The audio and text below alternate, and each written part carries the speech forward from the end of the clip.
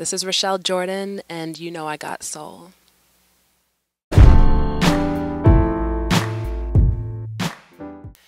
Yeah, 1021, I mean, first of all, that's my birthday numbers, so that was one thing. And when I looked up the numerology for it, it was basically like everything that I was going through, like spiritually, emotionally, like just everything was just exactly what those numbers were saying to me. So I was like, okay, it makes sense for the album to be called that, because it was definitely an emotionally written album.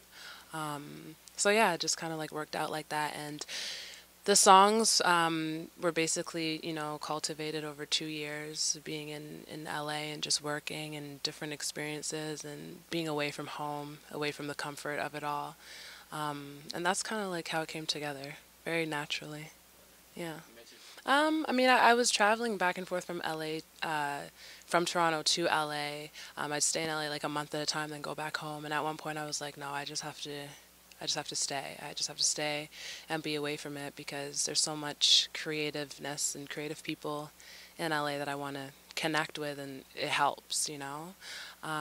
So I think I was prepared, and you know, so you only got one life. You just got to take a chance and just go for it, and that's what happened. So, yeah, yeah. Yeah, this one was kind of same. I wrote it and recorded it in my bedroom in LA. So, but then got it obviously mastered at Next Level. Shout out Next Level. But yeah, it was basically in the same vein. I'm very private when it comes to like recording. I like to do everything by myself and just get all my vocals together, and I like to be in a zone. And you know, like I said, it was different because I was in a different place. So it's just gonna be different. You know, I was around new people and having new experiences, and just really beginning to understand what it was to be an artist and to be an independent artist at that. And all of that struggle kind of, you know, went into this, you know, uncomfortable indie artist struggle went into everything. So I guess that's what kind of made it different versus Pressure and Rojo being at home with my parents and stuff. So yeah, a little different. Yeah. I mean, the producers that I worked with on 1021, they know me, you know what I mean? They know my style, and, you know, we discuss kind of like what I like and what I go for. So, yeah, I mean, like it was supernatural the way it all fell together. It was just a vibe. Like I can't even explain the creative process. It's just like you just keep on creating until you start to hear something, and then you hear something, and it's just like it all becomes cohesive and just all falls into place. So that's kind of how it all happened, I guess you could say. Yeah.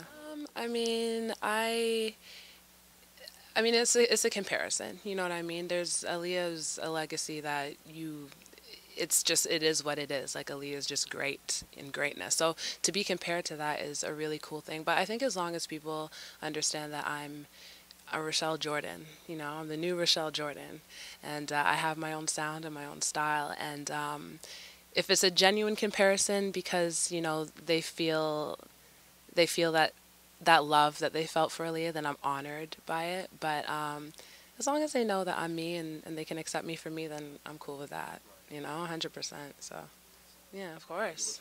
Yeah, of course. Tamia, oh my God. Like, she's like the queen of R&B in my eyes. Deborah Cox, you're right. Like, I look at all of them, like, from Canada, like Avril Lavigne, too. Like, I was major fan, then Drake and all the boys in Toronto, like, you know, I think it's just something that you have to do. You have to leave the comfort zone. You have to leave the nest. And Toronto has amazing talent. Like there's a lot more that's probably gonna like pop off real soon. But it's great to see like internationally, like the recognition internationally. And I think it takes just leaving, you know, and getting your music out there to other places. So, yeah. Damn. I feel like I just naturally loved 90s music, and when I was younger, I don't even think I realized that I was studying. I was just taking it all in, like listening to A. like obsessively for like 6 years, and her and Rich Harrison, and just listening to, you know, the whole Basement Crew, like Missy and Tim and Jodeci and Devontae Swing, and I was just taking it in and learning, and I didn't even realize it. So, and I fell in love with it. So I think by nature, I'm just able to like not replicate, but just to create the feeling of what I felt and put it on production that's new and just like merge the two worlds. So I'm happy because I feel when I started doing this, I always said to myself, I would love to bring that feeling back. I'd love to bring the vibe back. I'd always talk about that in like Rojo, like, can you feel the vibe? Like I was saying, like, I want to emulate that feeling. So I think that's what people are getting is the feeling of the 90s or nostalgia, but without it sounding aged, which was important to me. Like, I don't want it to sound like the 90s. I just want you to get that feeling, you know? Yeah, I mean, it was going from 0 to 100 real quick, basically, because I swear, like, I was not singing. I felt like I had not sang in years, and then all of a sudden it was like, you're on a tour for like 28 dates, so kind of crazy, but JMSN is like so dope. Like, I'm learning a lot from him, just like his whole presence on stage, and just taking little elements from all of that, and it's a grimy experience too because we're like on the road and it's like every day and like no rest. I caught a cold for like 8 days straight and I'm just getting over it, and it was just like, damn, like this is crazy, but it's a great experience. It's mad cool. I love tour. I mean, there's the South by Southwest, which is one little thing I'm excited about. I've never been, so that should be a good, dope experience. And like, music is always being made, so I don't even know. I don't know. It's just like support 1021 and a possible remix project for that soon, and yeah, just new music on the way, and my own tour. You know what I mean? I'm trying to get that done, and yeah, just constantly feeding my supporters dope music. I think that's the most important thing, and seeing them now, which is mad cool. So that's what this year will be, I think. Yeah. Whatever works for me. Whatever works for me, I'm cool with. But right now, I feel really good about what's happening, and I do enjoy being independent. But yeah, we'll see. Yeah, I mean, yeah, no, shout out to the supporters and the people that have been holding me down.